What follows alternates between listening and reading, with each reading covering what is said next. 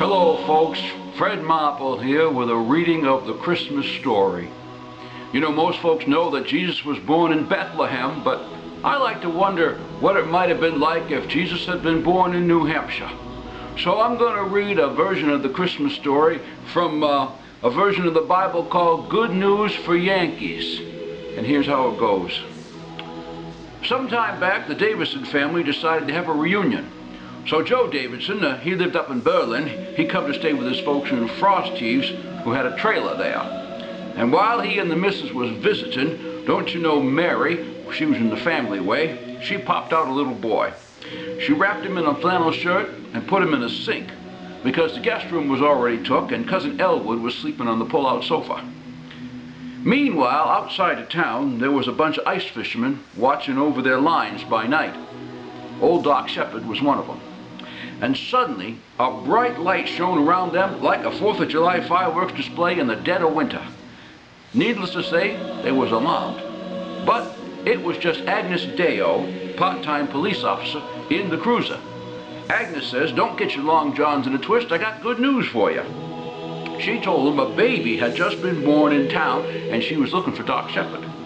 "If you head over to the Glory Be trailer park, you'll find a baby wrapped in flannel lying in the sink. That's how you know you got the right baby." Well, those fishermen headed off to town, listening to Perry Como sing Silent Night on the radio. And they found the place, and sure enough, there was the baby, lying in the sink, just like Agnes told them. His mother, Mary, was kind of surprised that the news had got around that quick, but that's because she ain't from around here and didn't understand the amazing power of gossip. Doc Shepard gave the baby the once-over and declared he was about the most perfect baby he had ever seen, which tickled Mary, don't you know. Well, sometime later, a bunch of presidential candidates come to New Hampshire.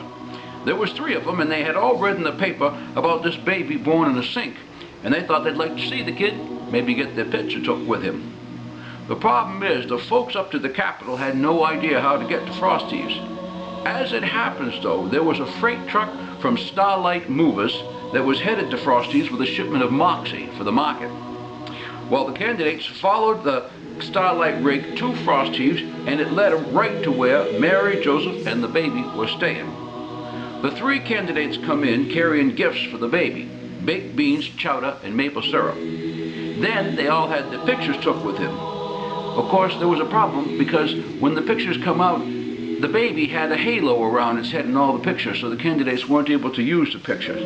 Anyway, Mary filed those pictures away, and she just thought about that for a long time, because she just knew from all this hoopla her baby was going to be something special someday.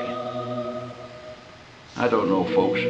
Maybe it's better to stick with the original version. It loses something in the translation, don't you think? My name is Fred Marple, and Merry Christmas.